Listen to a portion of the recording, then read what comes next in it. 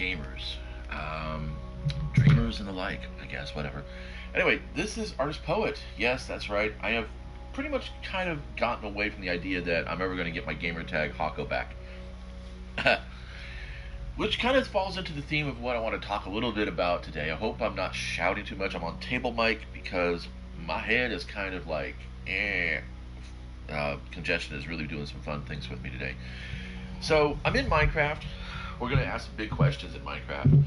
I'm here because of all the games that I have played over the decades, and I have played a lot, Minecraft has offered me such a variety of experiences that is essentially unmatched in almost any other game I've ever played. I would say, with the exception of Conan Exiles. Um, I don't encounter any cheaters. On a rare occasion, when I play the mini games, people who are doing some shenanigans, but you going into Minecraft with the idea that you're not pushing any envelopes. You're not really trying to beat any records unless that's something that you were doing in a community.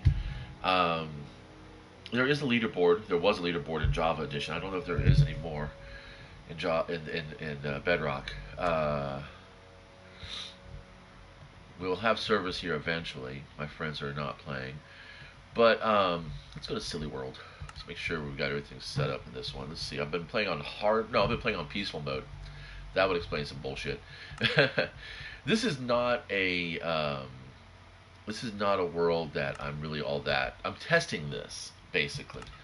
This is kind of like a test, but without being actual creative mode. Actually, I should probably put it in creative mode. But anyway, so I started playing online games when I got Destiny, and here's the crux of the conversation: what you're being sold and what you actually get, and that is the age old problem or dynamic, or I don't know how you want to call it.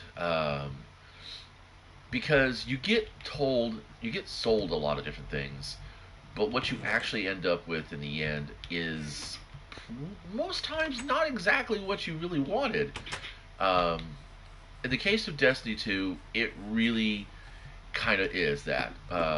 When I was sold on Destiny 2, watching the developers, listening to Bungie's commentary and things like that on YouTube, um, and then being talked it up, having it being talked up to me by my local gaming store, who shall not be named. It's it kind of disappointed me. The first couple of weeks that I played, I didn't really know what the hell I was doing. It was the first time I ever played an online game. All of a sudden, there were all these other new players in this world with me. I had not played an MMORPG before, nor have I played anything like Call of Duty online or anything like that, or Halo PvP. Believe it or not, at the time, I think I still had an Xbox 360 when I got the PlayStation 4, and excuse me a second. I did actually go into. I'm mining now. Okay, I did actually go into PvP on Halo, and I had a fun time. It was frenetic. It was frustrating, and I ended up basically becoming not all that interested in PvP. But yeah, so Destiny 1 was a fair experience. I immediately found out that after you play through the initial campaign, so-called story mode, which honestly lasted me about a day and a half. Um, well, cumulatively speaking, I think if I remember correctly, Destiny 1 kind of trickled out the events here and there. You weren't able to do certain things to so-called progress any kind of a story. I guess the main narrative campaign in Destiny 1 was tracking down the Black Garden and stopping the Vex threat before it could bloom into something that was vastly out of control, and then in the future would become this ongoing brutal experience, per the stranger's words. But anyway, um, so yeah, we spent the main narrative campaign gradually restoring the light back to the Traveler, and fighting back the Vex initiatives, which we then do again in Destiny 2. And I think that's where it comes in. It's like we're still doing the same shit. We're still trying to restore the Traveler. We're still pushing back, you know, the Vex and the Fallen and the Hive and the Cabal, and it's like, you know, and that's not even like a narrative. It's just like, okay, I play a game called Warhammer 40,000, and you have narrative campaigns you can play. You have match game, and then you have open play. And I like to play the open play because it is bring any models you got, put them all together, make some kind of excuse as to why these armies are fighting alongside each other, throw some dice, move some minis, have some fun. Match play, of course, is the more competitive PvP kind of scenario where you're actually trying to outmaneuver and outsmart your opponent. And then, of course, narrative play is where you're actually playing a campaign. There's a storyline that's here. You're trying to achieve specific goals. Oh man, my controller's just all wacky in this. I don't know what's going on with 1.16, but they really need to do something about that inventory thing. Maybe it's because I'm on wireless. I'm not plugged into the console right now. Anyway, I'm doing a diamond run while I talk. So yeah, and like I said, I mean, back in Destiny 1, they had some pretty cool ideas. And then Destiny 2 came along, and there were some changes I thought were kind of nice, but most of it was really kind of like you could tell there was still something not quite hitting all the notes that we were promised. Again, the narrative campaign, which is the Red War, done in about 3 days, and I did it casually, of course. We get some minor sub stories, side stories, quests, really, but you know, nothing you really feel compelled to want to do over again. Which is, you know, kind of like self-defeating. The only thing of replay value for Destiny is the power creep, and we all go for character power when we're playing any kind of game that has a character. When you're playing, well, let's break it down to like the very basics. When I used to play Pac-Man, I would go for high scores. That's your goal. In the Pac-Man game, it's clearing maps and going for a high score. You actually have a leaderboard at the end of the game that shows you where you are and what you're doing. There's no real narrative in Pac-Man. There's no character progression in Pac-Man. You don't get any kind of character progression. You get power-ups. Okay, so there's the difference between character growth, character progression, and character power-ups. Power-ups are things like skills, um, heightened levels on gear, which includes weapons, of course, and then overall base stat power-ups. That's character power-ups. That's not character progression. Character progression is what your character is. How does he play in the game? What are the motivations? Um, and and how you're able to actually manipulate that progression.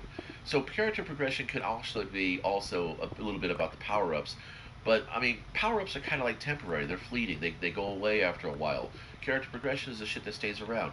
For instance, like back when we were in Destiny 1 and Destiny 2, you had to unlock your abilities a little bit at a time. Now with New Light, you come in with all three abilities fully manifested. It's just click on them to open them up.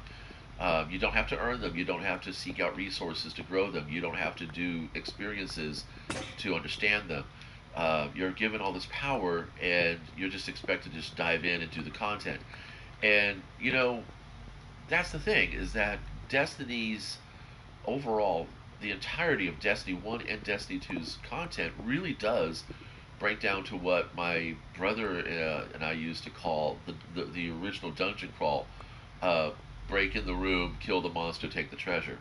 And it kind of really is. I mean, there's many times where, like, you know, some days I want to just play Pac-Man, so I jump in and I play Pac-Man. And then, like I said, most times I do the same thing with Destiny. I just want to jump in and play some Destiny, and I don't care about my character progression or anything else. I just want to, you know, smash some monster heads and to have fun, be done with it. Um, but at the same time, it's kind of like you want a little bit of, you know, you want a little bit more depth to this game. There's supposed to be some depth to this game, and I'm just not seeing that.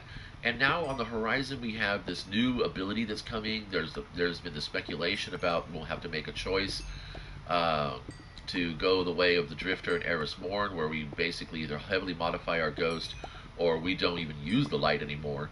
Um, and I'm like, you know what? I'm okay with that, but that's not really going to be character progression. It's not going to. Is it? Where's it going to take my character? Where? What am I going to be able to do to manipulate that? And see, this is where a game like The Elder Scrolls Online and Minecraft is completely different. Now, in Minecraft, you have all your inventory, you have all the potential um, recipes that you could ever know in the game already on your character. Your character knows all these things. It's just a matter of getting the materials and making the right crafting stations to do those things. Um, Getting to the nether, getting to the end, there are activities that require you to gather the materials to do so because, hello, it's called mining and crafting. There it is, right there in the title. It is completely self explanatory. There are no punches being pulled here. Um, then you think of a game like Destiny. It's our Destiny. And I'm like thinking to myself, hey, yeah, my Destiny to do what? Just endlessly shoot at enemies and fellow guardians? And I want more, and forgive me for sounding like that, but yeah, I do want more. I don't expect more. I just want more, and that's the other thing I want to make really, really clear. I don't expect anything out of a game other than what it's trying to sell me. Destiny is trying to sell me a narrative experience. Oh, no, was it fast enough? Destiny was trying to sell me a narrative experience in a shared world where me and a bunch of other unknown people, strangers basically, band together, form a community, and then become this powerful force of light and goodness. Um, and I experienced that, I would have to say, maybe 1/10 of the time that I ever play. And the reason being mainly because 1/10 of the time I'm ever playing, the people that I actually got the game to play with are actually playing the game. But they have gotten to the point where they're totally immersed in the power creep. That's all it is. Build the best meta build possible for my character, and I'm like totally okay with that. Because if I'm fighting alongside them, I know at least they're going to be acknowledging the fact that I'm here for more of a narrative approach, but I am going to play competitively, and I do. I do play competitively. I'm not going to say I don't, because I do. I play PvP for one reason only. That's to win. So, for me to say that, oh, I'm a filthy casual, I just want to build my character and have his story and just go ahead and have fun and that be it. Um, but no, I play competitively, and when I play competitively, I, I want a fair and level playing field. I want to know that when my character fails, when I fail in the game, it's because I got outplayed or I made a really, really bad choice. Not because somebody flipped a switch or installed some third party software or hired somebody who does that kind of shit to get them along. I, I don't like that. And it's like, at first I was like, when I first started experiencing the cheating, I'm just going to call it that, it's just the cheating. It's the one thing that really does push me out of a game experience more than anything else is the cheaters. Um, and I think that's kind of like, I think everybody kind of feels that way. But it's harder to express it without sounding like a ninny. If that's going to be an acceptable official term here, it's hard to say that without sounding like a whiner. Um, Hold on a second, I gotta get this call.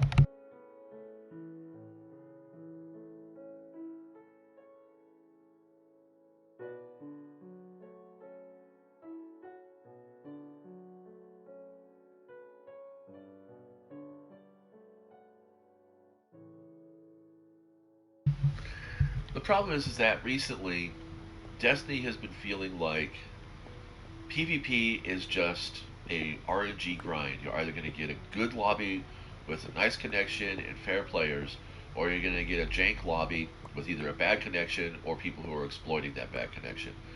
Um, and even when you play solitaire, I was counting blocks. Sorry. Even when you play solitaire, there's a greater chance of you winning with proper forethought and planning than there is of you losing with just randomly throwing out and making combinations. Um, even when you play solitaire. So even if I wanted to play PvP, Destiny PvP as a solitaire kind of game, I should be able to win or at least achieve a certain level of progression with each match.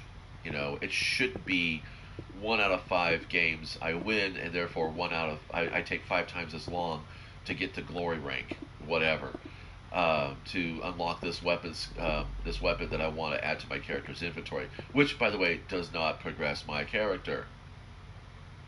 You know, you know, yeah. Loot is not character progression. Skills are character progression. Abilities and tweaking the stats, that's a character progression. Now, if loot carries those stats, that's when you get power creep. All you're doing is grinding activities, farming activities for power creep. That's all you're doing. And I think that's the big thing that is kind of like really, I don't know, kind of killing it, or has kind of killed it for me with Destiny, is the power creep. There's too much power creep. There's too little real character progression or manipulation. I cannot customize my character. Honestly, the likelihood of someone having the exact same exo as I have is pretty damn high. You know, just to let you know, it's pretty damn high.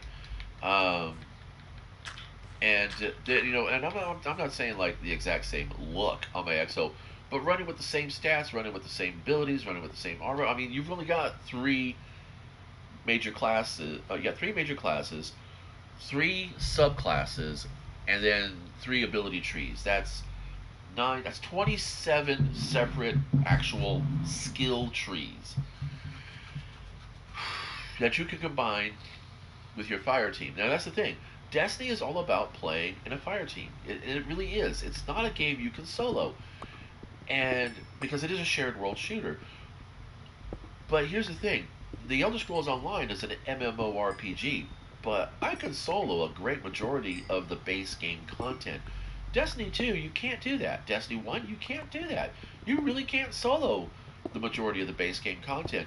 You can't really call all the strikes base game content because you're put into a lobby with 2 other people. I'm talking like, there's really just the only thing you can really actually genuinely solo are the non-match made nightfalls, the current dungeons, and patrols. And these patrols don't give you any gear of any value.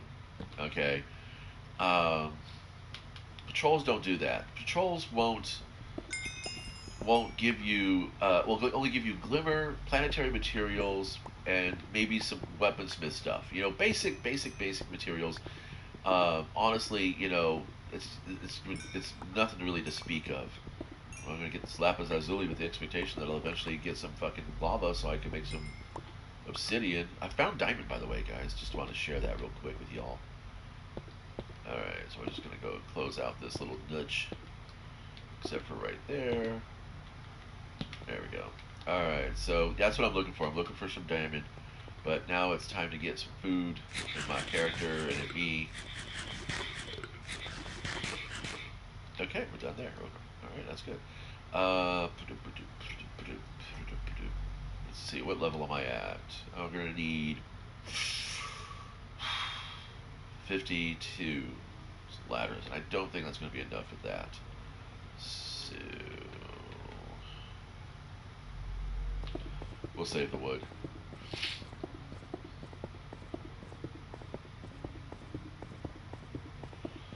So yeah, so I deinstalled Destiny last night after about the umpteenth match where I could not get any progression on the weekly bounty. Like that's all there is. You're given weekly tasks. You're given a chore list, a to-do list. That's what Destiny is. It's chore sims. And while to be fair, like in Minecraft, yes, you have duties and you have chores as well in Minecraft, but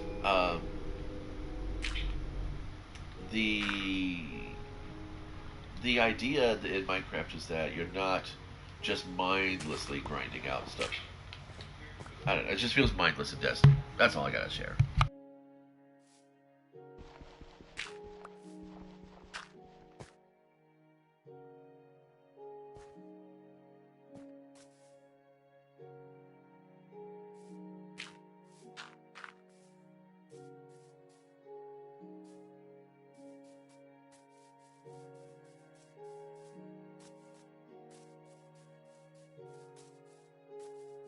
I'm gonna try to get this character to experience level 30. That'll be my challenge. See how many times I die before I get there.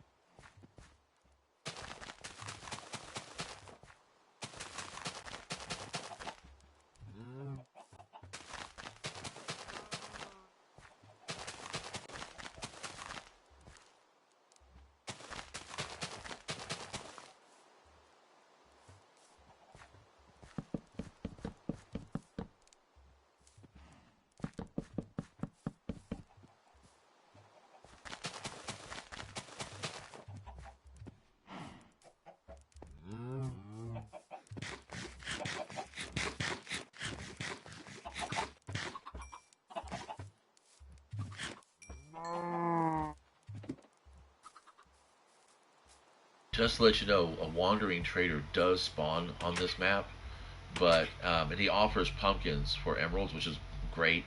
I wish it was melons, um, but it's kind of ridiculous because the chances of me finding diamond on this map is pretty low. The chances of me finding emeralds is going to be like almost non-existent. Anyway, I'm going to go get some breakfast.